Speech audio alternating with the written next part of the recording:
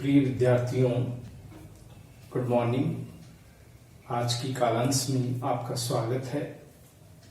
आज हम BA part second के फर्स्ट पेपर यानी रीति काव्य के बारे में पढ़ेंगे। विद्यार्थियों, इससे पूर्व आपने आदिकाल और भक्ति काल का पूर्व कक्षाओं में अध्ययन किया था, जो आपके फर्स्ट ईयर में पुस्तक चलती थी आदिकाल एवं भक्ति काल के नाम से। इसके पश्चात जो हमारा काल कर्म आता है वो आता है रीति काल। रीति काल का जो समय है वो समय लगभग 1700 से 1900 तक का काल रीति काल की श्रेणी में आता है। आप सबको विदित है कि भक्ति काल के बाद में एक श्रृंगारिकता की बाढ़ सी आ गई थी, अलंकारों की एक झड़ी लग गई थी। तो इसलिए अलंकारों उपमानों के कारण काव्य में बहुत रसिकता का भाव आ गया था। इसलिए भक्ति काल के बाद का जो काव्य है वो अपने आप में रसिकता का काव्य है, श्रृंगार का काव्य है, अलंकार का काव्य है, जिसमें रीति काव्य में 3 काव्य श्रेणियां रही है। आप सबको विदित है कि रीति काल में रीतिवत, रीतिसिद्ध और रीतिमुक्त ये 3 काव्य धाराएं थी, जिसने संपूर्ण रीति काल को अपनी पहचान दी। प्रिय विद्यार्थियों, रीति शब्द का अब हमें अर्थ समझना होगा कि रीति क्या है। रीति शब्द से अर्थ होता है एक परंपरा, एक परिपाठी, जिसको लेकर हमारे कवि ने अपनी रचनाओं का विधान किया था। केवल रीति सिद्ध काव्य धारा के कवियों को छोड़ करके, यानी कि जैसे हम बिहारी को हम छोड़ दें कि बिहारी ने संपूर्ण रूप से अपनी बुद्धिमत्ता का परिचय देकर के उन्होंने रीतिबद्ध, रीति सिद्ध, रीति मुक्त समस्त काव्यों का निचोड़ प्रस्तुत किया है, इसलिए वो सिद्धस्थ कहलाए। इसके अलावा इस रीति परंपरा में एक ऐसी परंपरा भी चली गई थी कि केवल कवि नहीं बनकर रहना चाहते थे, वो आचार्य बनना चाहते थे। आचार्य बनने की जो होड़ थी वो आरंभ हो गई। इसलिए रीति काल का जो समय है वो आचार्यत्व का काल है। संस्कृत का जो प्रभाव है वो इस काल में बढ़ गया था। संस्कृत भाषा ने अपनी विशिष्ट पहचान इस स्थान पर बना ली थी, इस जगह।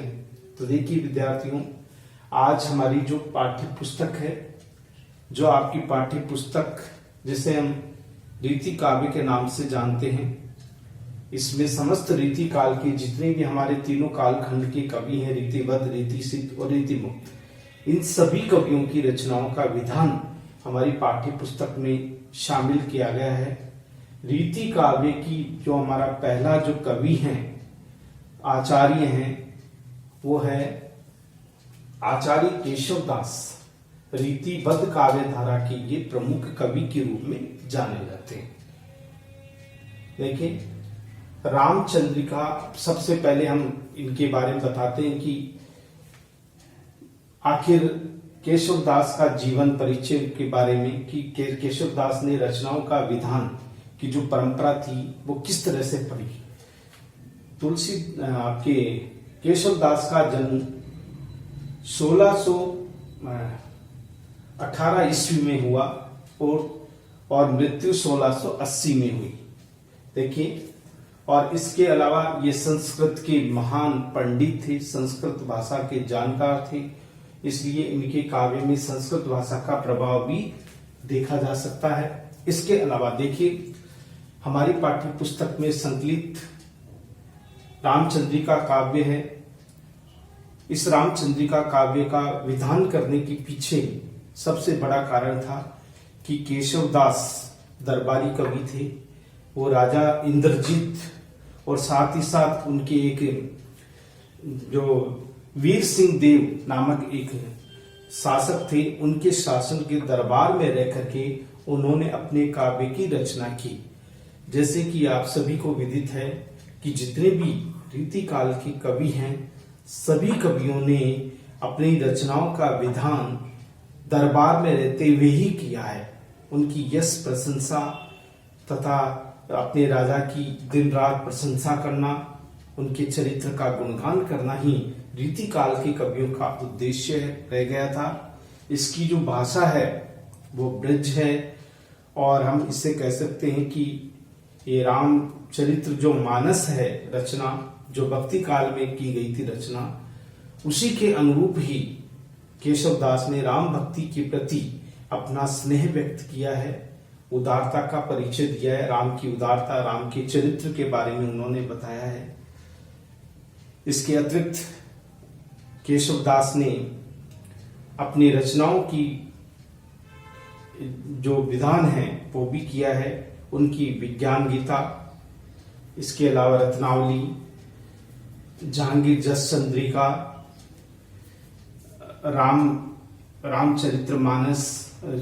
रामचंद्रिका, वीर सिंह देव चरित्र और नखशिख, ये सब इनकी रचनाएं थी। सबसे बड़ी रचनाएं की ये विशेषता रही है, समस्त रचनाओं में अलंकार और रसों की प्रधानता है। रस इनके काव्य का गुण है और साथ ही साथ अलंकारों की उन्होंने भरमार कर दी है। और शास्त्रीय विधान के ज्ञाता थे, इसलिए इनके काव्य में संस्कृत भाषा का प्रभाव भी विशेष रूप से देखा जा सकता है। और देखिए, इन्होंने अपनी रामचंद्रिका, ये जो रचना है, इस रचना का विधान केवल एक रात में किया था। एक रात में ही रामचरितमानस की रचना हुई है और साथ ही साथ ये 36 खंडों में या 36 अध्यायों में विभक्त है। और रामचंद्रिका की बुद्धिमत्ता का परिचय देने वाली एक, जिसे हम छोटी रामायण या रामचरितमानस का एक अंश मात्र कह सकते हैं, भाषा ब्रज है। तो केशवदास ने अपनी इस रचना विधान में राम की उदारता, उनकी महिमा रूप का जो आकर्षक चित्रण किया है, बड़े ही सरलतम शब्दों में, वो वास्तव में प्रशंसनीय है। इसके अतिरिक्त प्रिय विद्यार्थियों, हम ये कह सकते हैं कि केशवदास जो थे वो आचार्य थे, और आचार्य के साथ साथ वो एक कवि भी थे। तो देखिए, उनकी आचार्यता की जो भावना थी वो अत्यधिक बढ़ी हुई थी, इसलिए उनके काव्य में बुद्धिमत्ता का परिचय सबसे ज्यादा देखने को मिलता है। केशव का काव्य एक साधारण व्यक्ति की समझ से परे है। क्यों? क्योंकि केशवदास ने उसने अलंकार और छंदों का अजायब घर भी कहा जाता है केशवदास के काव्य को, क्योंकि उन्होंने अलग अलग छंदों में 105 लगभग छंदों का प्रयोग किया है अपने काव्य में, जो अपने आप में विशिष्ट है। इसके अतिरिक्त देखिए, केशवदास ने अपनी रचनाओं में इतनी क्लिष्टता उत्पन्न कर दी कि केशवदास की रचनाओं के संबंध में कहा जाता है कि केशवदास की रचनाएं कवि यानी कठिन काव्य का प्रेत कहा जाता है। कठिन काव्य यानी सबसे ज्यादा कठिनता और जो बोझिलता है, ये इनके काव्य में देखने को मिलती है। लेकिन केवल इतना ही नहीं, कहीं कहीं सरल रूप भी देखने को मिलता है। रामचंद्रिका इसका एक उदाहरण है, जिसमें उन्होंने ब्रज भाषा का प्रयोग करते हुए अपनी कवि हृदय का परिचय दिया है। तो प्रिय विद्यार्थियों, आज हमारी पाठ्य पुस्तक का यही हमारा प्रथम कवि है, जिसके बारे में, उनकी रचनाओं की विधान के बारे में हम पढ़ेंगे कि किस तरह से केशवदास ने अपनी रचना विधान को आगे बढ़ाया। रामचंद्रिका जो रचना है, उस रचना में उन्होंने संवाद शैली का भी परिचय दिया है। उन्होंने अपनी जिस प्रकार की शैली का प्रयोग करके इस काव्य की रचना का विधान किया है, वो अपने आप में अनूठा है। उसमें आपको छंदों की जो विशेषताएं हैं वो सबसे ज्यादा देखने को मिलेगी। प्रत्येक प्रकार के अलंकारों का जो परिचय है वो आपको देखने को मिलेंगे। अलंकारों की झड़ी लगाती है। कई लोग तो ये कहने लग गए हैं कि अलंकारों की बोझिलता के कारण इनका काव्य दुरह हो गया है, जो पाठकों के लिए विशेष बड़ी कठिनता पैदा करने वाला है, बुद्धि की कसरत कराने वाला काव्य है। तो इस प्रकार प्रिय विद्यार्थियों, आज हमारे रामचंद्रिका काव्य खंड से हम श्री राम वंदना, राम की वंदना, क्योंकि राम को मानने वाले थे केशवदास, इसलिए केशवदास ने राम की महिमा और उनके गुणों के बारे में, उनकी उदारता के बारे में, उनका जो जीवन चरित्र है, सरल जीवन हृदय चरित्र, उसका उल्लेख अपनी रचना रामचंद्रिका के माध्यम से किया है। रामचंद्रिका को हम रामचरित्र मानस का ही एक प्रतिरूप कह सकते हैं, एक उदाहरण कह सकते हैं कि वैसे तो रीति काल में जो भक्ति की जो स्वरूप था वो पूरी तरह से धूमिल हो गया था, लेकिन भक्ति का कहीं अंश मात्र जो रूप है वो कहीं कहीं दिखाई देता है। लेकिन जो भक्ति काल में जो शुद्धता थी, जो शुद्ध हृदय से भक्ति की जाती थी, वैसे विशुद्ध हृदय की भक्ति इन रचना विधानों में देखने को नहीं मिलती, केवल काव्य का प्रदर्शन रूप ही हमारे सामने दिखाई देता है। तो इसलिए प्रिय विद्यार्थियों, आज हमारा जो रचना का विधान है वो है रामचंद्रिका काव्य खंड से श्री राम वंदना। और श्री राम वंदना में कवि केशवदास ने अपनी रचना में बहुत ही सुंदर शब्दों में, ब्रजभाषा में अलंकारों का प्रयोग करते हुए अपनी रचना का सुंदर विधान किया है और राम के गुणों को बड़े ही आकर्षक शब्दों में हमारे सामने प्रस्तुत किया है। जो मैं पहला पद्यांश बोलता हूँ उससे पूर्व मैं आपको ये बताना चाहूंगा कि जब हम व्याख्या करते हैं तो 4 विधान व्याख्याओं के होते हैं प्रिय विद्यार्थियों। पहले संदर्भ, प्रसंग, व्याख्या और विशेष। तो संदर्भ का मतलब आप पाठ्य पुस्तक का नाम और कवि का परिचय और उसकी रचना विधान के बारे में आपको बताना है, ये मैं आपको बताना चाहूंगा। आप ये लिख सकते हो, संदर्भ में प्रस्तुत पद्यांश हमारी पाठ्य पुस्तक रीति काव्य के दिव्य पृष्ठ से लिया गया है, जिसकी रचनाकार या कवि रामचंद्रिका के रचयिता, अलंकारवादी, रसवादी और साथ ही साथ छंद के प्रणेता केशवदास है। ये हम उस प्रसंग में, संदर्भ में लिख सकते हैं। अब हमारा आता प्रसंग। अब जो मैं बोलूंगा वो आपको प्रसंग है, आप प्रसंग लिख सकते हो। प्रसंग का मतलब व्याख्या का एक छोटा रूप, जो हमें उस समय लिखना है, याद करना है कि किस तरह से हम प्रसंग लिखें। देखिए, ये जितना भी प्रसंग है, इस प्रसंग में राम की महिमा के बारे में बताया गया है कि राम की महिमा अनंत है, वह अनादि पुरुष है। उनकी महिमा देवी देवता, स्वयं ब्रह्मा जी, बड़े बड़े ऋषि मुनि तक गाते रहते हैं, रटते रहते हैं, किंतु राम की महिमा का कोई भी पार नहीं पा सकता। अणिमा, गणिमा, महिमा, जितने भी हमारे साहित्य के भंडार हैं, वो सारे भंडार राम नाम का जो स्मरण है, उस राम नाम के स्वर से पूरी तरह से भरे, वो भी उस राम नाम का पार नहीं पा सकते, ये कवि ने बताया है। और साथ ही साथ इसमें कवि ने ये भी बताया है कि हमारे वेदों में, पुराणों में जितने भी बड़े बड़े ग्रंथ है जो देवी देवताओं के बारे में, राम के चरित्र के बारे में बखान करते हैं, उनकी बखान की जो प्रक्रिया है वो भी अपने आप में अनूठी है, क्योंकि वो भी राम के उस संपूर्ण परिचय के बारे में नहीं जान सकते, नहीं बता सकते। तो हमारा जो प्रथम व्याख्या है, उस व्याख्या को हम पढ़ते हैं।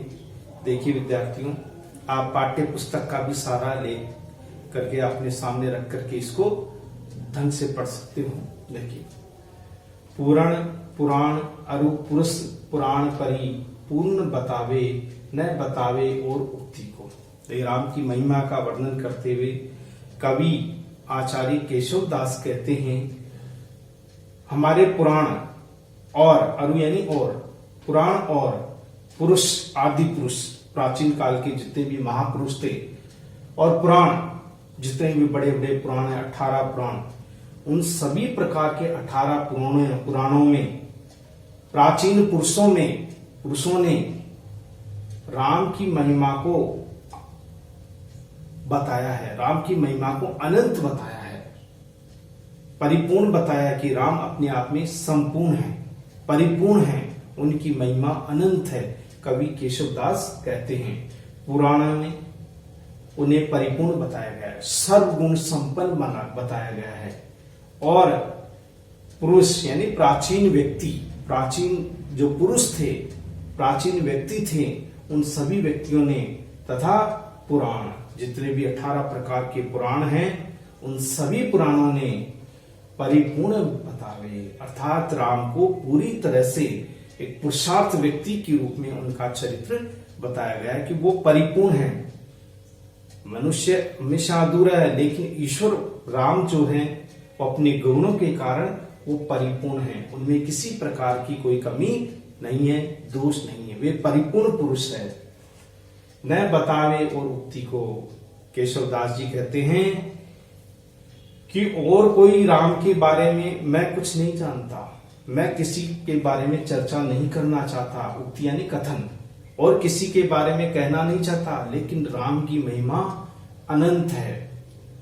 वेद और पुराण भी जिनको गा नहीं सकते, बता नहीं सकते, वो अनंत ईश्वर परमात्मा अर्थात राम है, जिनके बारे में कुछ कहा नहीं जा सकता। हमारे यानी वो पूर्ण है, पूर्ण है, व्यक्ति के रूप में पूर्ण है। हमेशा लोग कहते हैं व्यक्ति अधूरा होता, उसका ज्ञान अधूरा होता है, लेकिन जो ईश्वरीय विधान है, राम का जो स्वरूप है, राम की जो उदारता है, राम की जो महिमा है, वो अनंत है।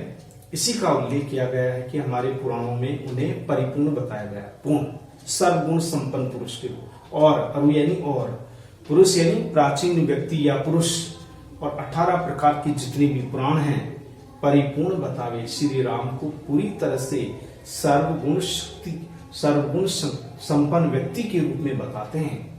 न बतावे और उक्ति को, इसके बारे में कवि केशवदास कहते हैं कि मैं कोई और उक्ति या और कथन नहीं बताना चाहता। राम की महिमा अनंत है, जिनकी जीवा द्वारा अभिव्यक्त कर पाना लगभग असंभव है। देखिए अगली पंक्ति में, दर्शन देत जिन्हें दर्शन समझे।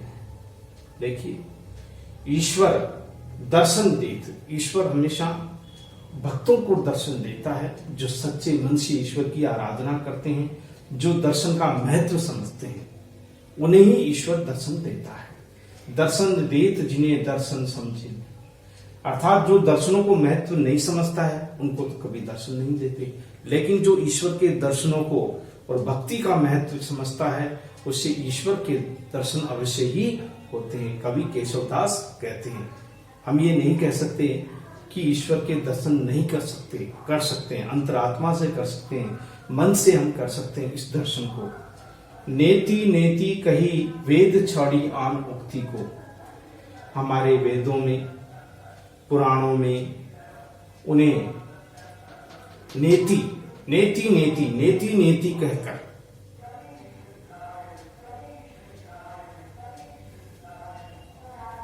नीति नेति नेति कहे वेद छोड़ी आन उक्ति को। आन यानी अन्य, यानी राम का जो नाम है, राम की जो महिमा है, राम की उदारता है, वेदों में भी उन्हें नेति नेति कह करके पुकारा जाता है। उन्हें नेति नेति यानी परम परमेश्वर, परम ब्रह्म ईश्वर, उन्हें नेति नेति कह करके वेद भी पुकारता है।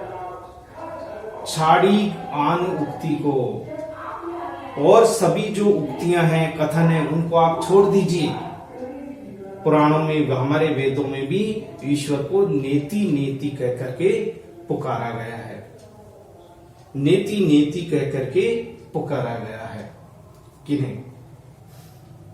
छड़ जनी ये केशवदास अनुदिन राम राम। जनी यानी यह जान करके कवि केशवदास कहते हैं उसी दिन से वो सदैव राम राम की रट लगाए थे।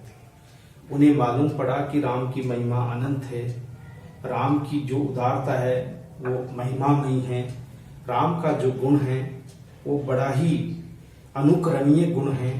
तो इस प्रकार तुलसी केशवदास जी कहते हैं, ये जान करके उसी दिन से अनुदिन उसी दिन से मैंने राम नाम का रट लगाना आरंभ कर दिया, राम नाम का स्मरण करने लगा।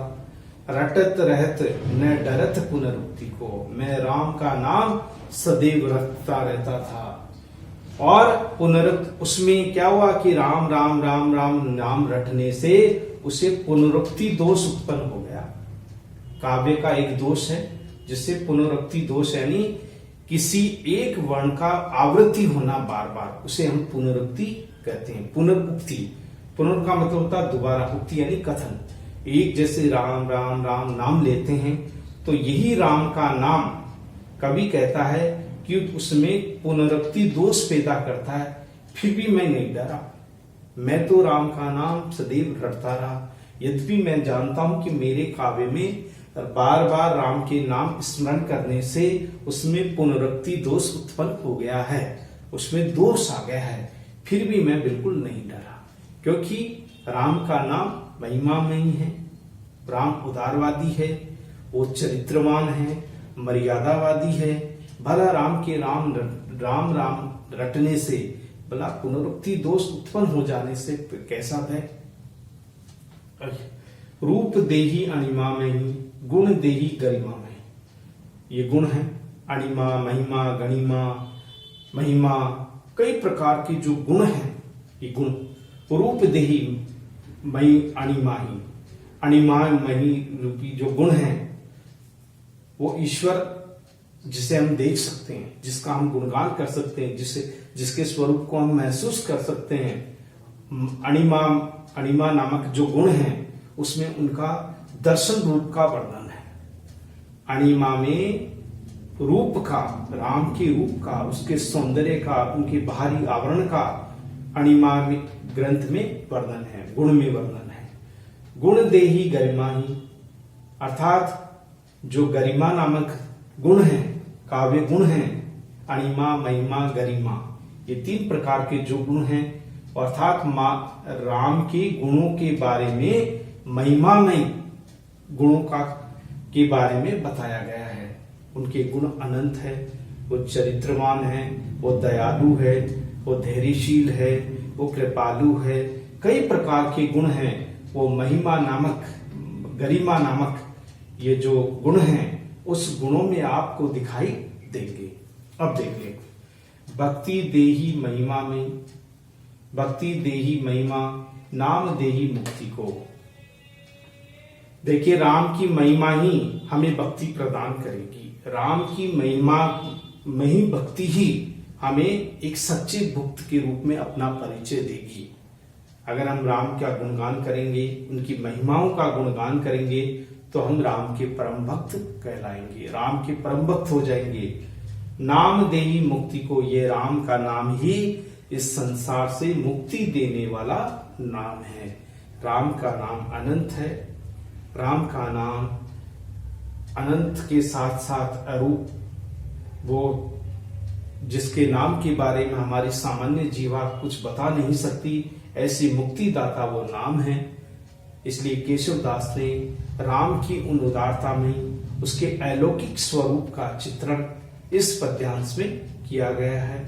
अब देखिए, इसमें कवि ने ये भी बताया है कि ये जो रचना है, इसमें अणिमा, गरिमा और महिमा, तीन प्रकार के जो गुण हैं, वो तीनों प्रकार के गुणों का उल्लेख इसमें किया गया है।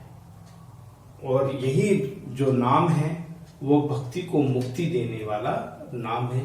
कवि केशवदास ने इसमें ब्रज भाषा का प्रयोग करते हुए अपनी तीक्ष्ण बुद्धि का परिचय दिया है। भाषा सरल है, ये मैं आपको विशेषता बता रहा हूं। सुबोध है, आकर्षक है। राम की महिमा, उनके गुणों का, उनकी उदारता का उल्लेख इस पद्यांश में किया गया है। इसके अलावा इस पद्यांश में कवि ने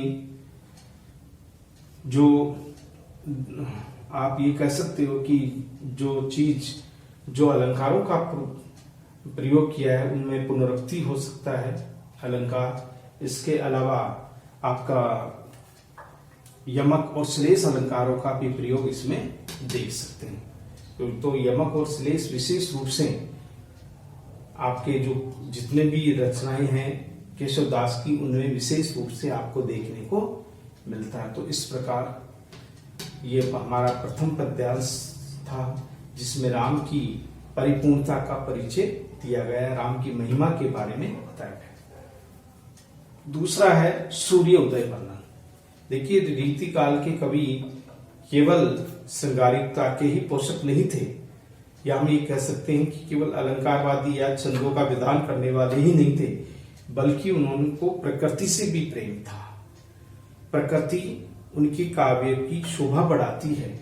तो रीति काल के हमारे कवि केशव दास ने भी प्रातः काल के सूर्य उदय का वर्णन बड़े ही महिमामय शब्दों में किया है, बड़े रोचक शब्दों में किया है कि सूर्य का जो उदय है वो किस भांति, लेकिन जहां सुंदरता आनी चाहिए, जहां प्रकृति का स्वरूप आकर्षक होना चाहिए, उसके स्थान पर उन्होंने उसके भयानक रूप को, उसके विकराल रूप को उस सूर्य उदय के वर्णन के रूप में हमारे सामने रखा है। ये उनकी विशेषता है कि वो जहां सुंदर उपमाएं दी जानी चाहिए किसी की, उसके स्थान पर उन्होंने ऐसी उपमाएं दी है जो पिछले किसी भी कवि ने ऐसी उपमाएं आज तक नहीं दी है। वो उपमाएं अपने आप में अनूठी है, हमारी बौद्धिकता को परखने वाली उपमाएं हैं। तो देखिए, सूर्य उदय का वर्णन दूसरा जो हमारा पद्यांश है उसमें ये पहला है सूर्य उदय वर्णन। पदक्रम तो दो है, लेकिन सूर्य उदय का वर्णन का पहला हमारा जो पद्यांश है, देखिए, अरुण गात अति प्रातः पद्मनी प्राणनाथ में मनु केशव दास कोक नद कोक प्रेम में। ये इसमें जो सूर्य उदय का वर्णन है उसमें लक्ष्मण जी कहते हैं, लक्ष्मण का कथन है, लक्ष्मण अपने गुरु के साथ में, विश्वामित्र और राम के साथ में जब वो जंगल की ओर रास्ते से जा रहे थे, तो चलते चलते पूरी रात बीत गई और प्रातः काल का वो दृश्य आंखों के सामने उपस्थित था।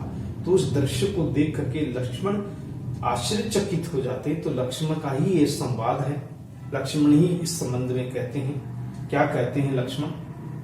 अरुण गात, गात यानी शरीर, अरुण यानी लाल, लाल रंग के शरीर से युक्त अति प्रातः यानी बहुत जल्दी सुबह, बहुत जल्दी प्रातः काल के समय, पद्मनी प्राणनाथ में।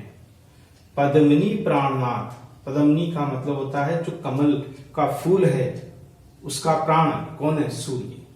अर्थात कमल का प्राण कौन है? सूर्य। अर्थात सूर्य भयानक रूप में दिखाई दे रहा है प्रातः काल के समय। अर्थात कमल का पोषण करने वाले, कमल को प्राण देने वाले, कमल का पद्मनी प्राणनाथ अर्थात सूर्य।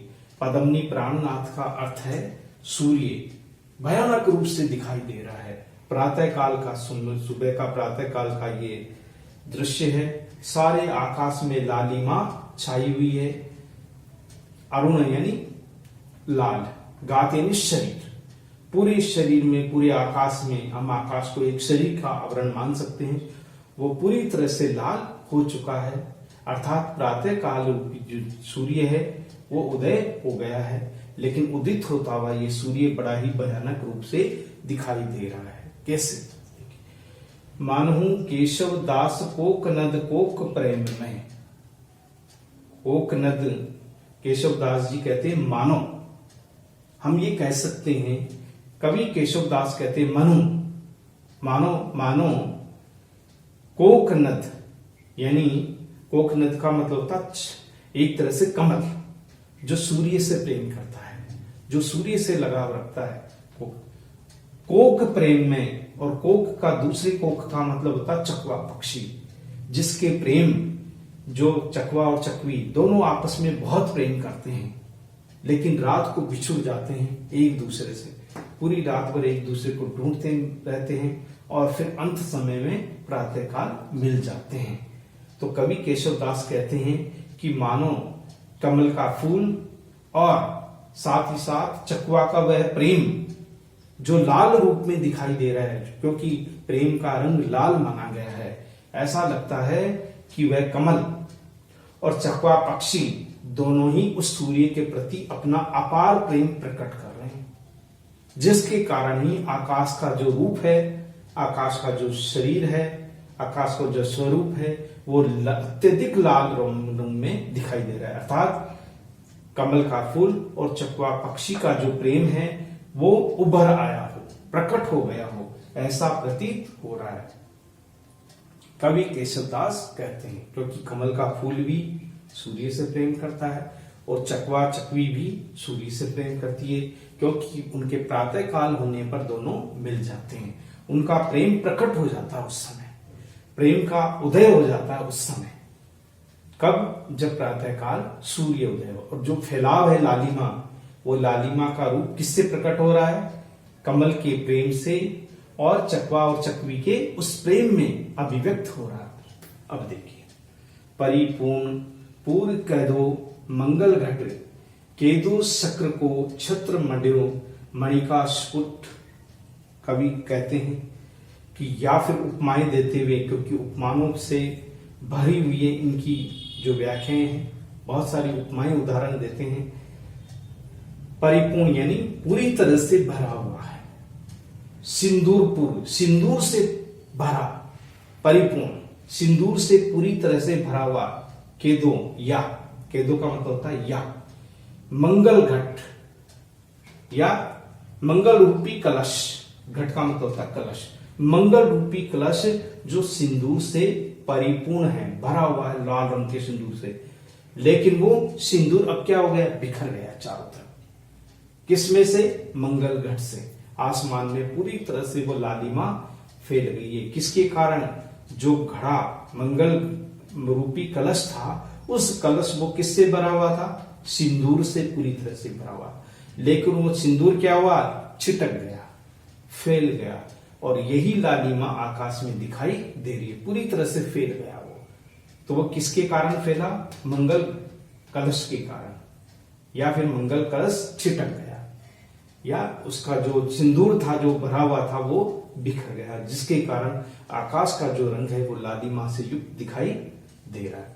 ये उदाहरण है एक तरह से।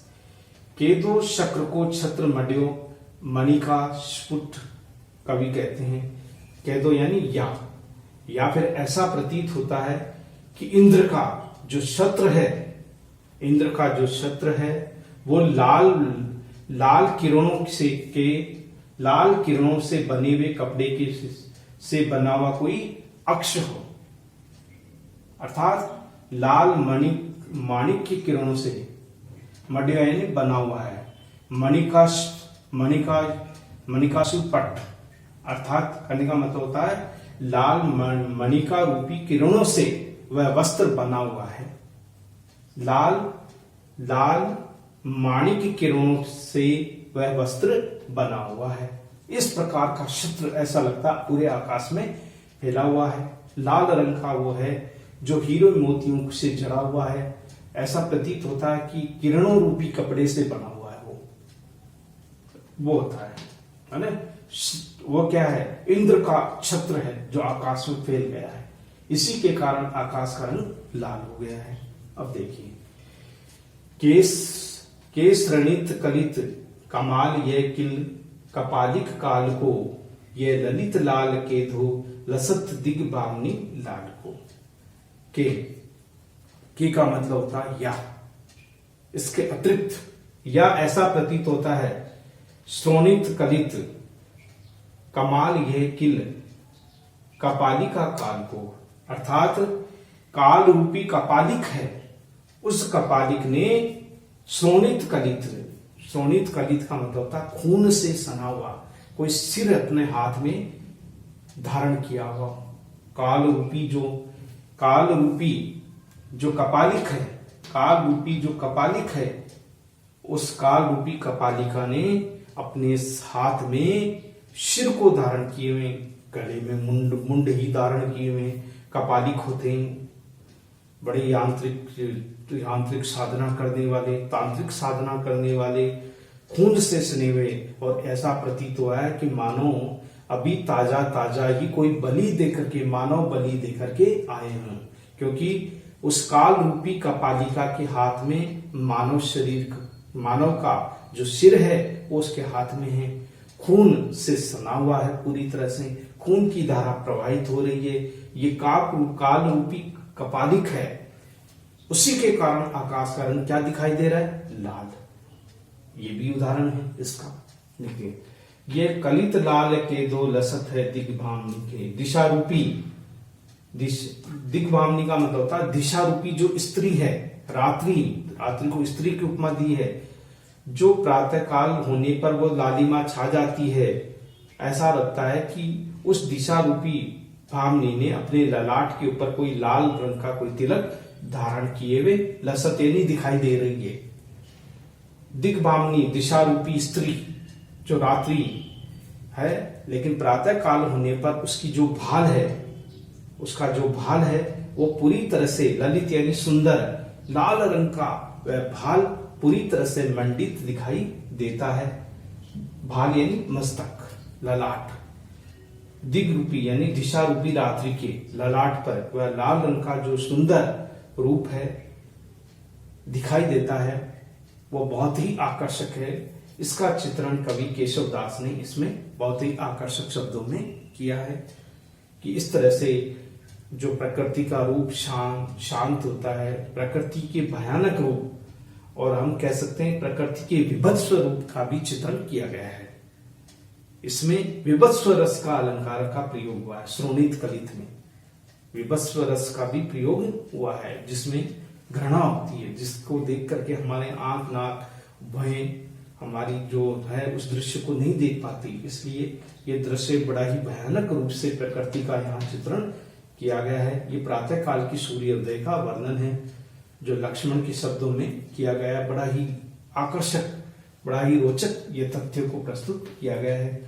अब हमारा जो सूर्योदय का वर्णन है, दूसरा जो पद्यांश है केशवदास के, इस पद्यांश में देखिए दूसरा सूर्योदय का वर्णन। व्योम में मुनि देखिए अति लाल श्री मुख साजही, सिंधु में बड़नाव लिखो जनु ज्वाल माल विराजही। यहाँ लक्ष्मण कहते हैं, यहाँ पर श्री राम अपने गुरु से कहते हैं, विश्वामित्र जी से। गुरु आगे आगे चल रहे हैं और पीछे पीछे राम चल रहे हैं। तो अब राम प्रसुद्ध अपने गुरु विश्वामित्र जी से कहते हैं कि हे गुरुदेव, आप आकाश में देखिए। व्योम यानी आकाश। हे मुनि, ऋषि मुनि विश्वामित्र जी, आप आकाश में देखिए। अति लाल, आकाश पूरी तरह से लाल हो गया है। श्री मुख साजही, आकाश का जो रूप है वो चमक से युक्त हो गया है, लाल रंग का हो गया है। अति चमकीला प्रतीत हो रहा आकाश। उसका जो मुख की आभा है वो अत्यधिक बढ़ गई है। बड़ी रोचक आभा है, बड़ी ही आकर्षक ये आभा है। आप इस प्रकृति के सुंदर रूप को देखिए। ये राम के शब्द हैं गुरु विश्वामित्र के समक्ष। ऐसा अब वो उपमा देते हैं। यहाँ भी जो प्रकृति है उस प्रकृति के विचित्र रूप को प्रस्तुत किया गया है कवि ने। देखिए, सिंधु यानी महासागर में, विशाल समुद्र में ऐसा प्रतीत होता है।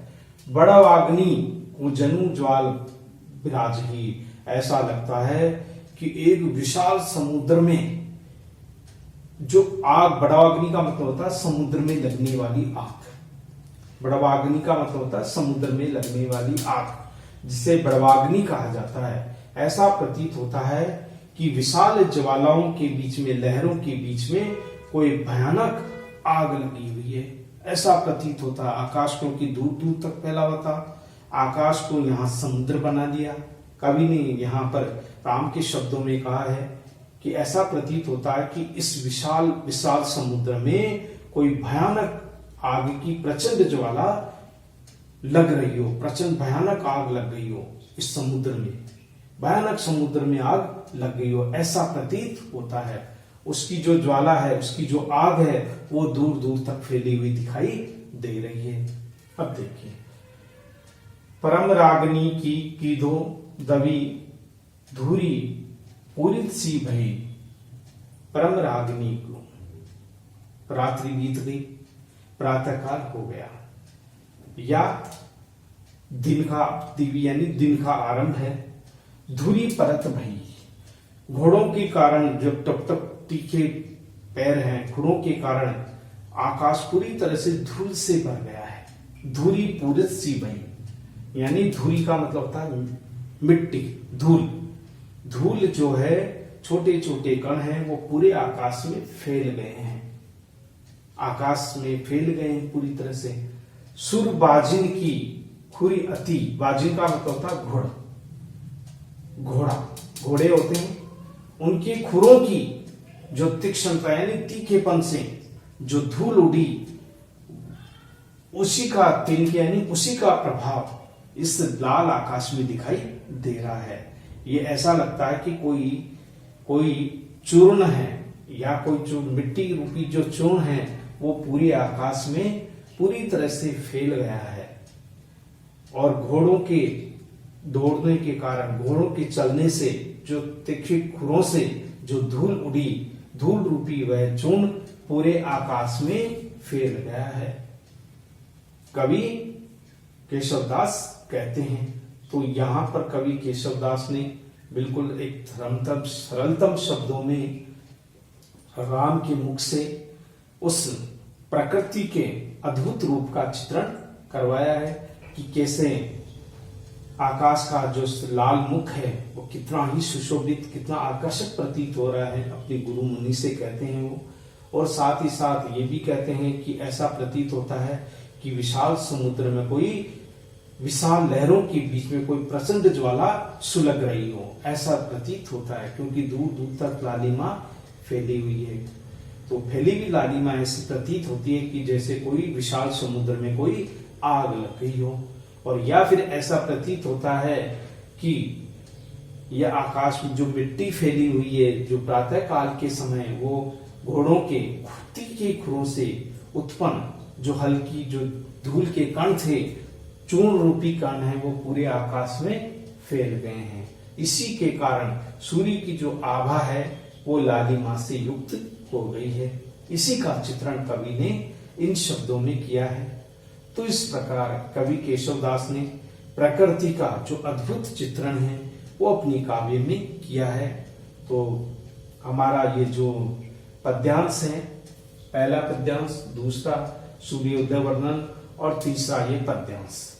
तो प्रिय विद्यार्थियों, आज हमारे जो हमने केशवदास के 1 से लेकर के लगभग 3 पद्यांशों को हमने पढ़ा कि किस तरह से, लेकिन कवि ने इन सभी अलंकारों, इस सभी काव्यों में अलंकारों और छंदों की जो विशेषताएं हैं वो विशेष रूप से आप इसमें भी देख सकते हो कि इसमें अनुप्रास, उत्प्रेक्षा और संदेह अलंकार का प्रयोग विशेष रूप में किया गया है। 3 रूप से मुख्य अनुप्रास है, उत्प्रेक्षा है और संदेह अलंकार है।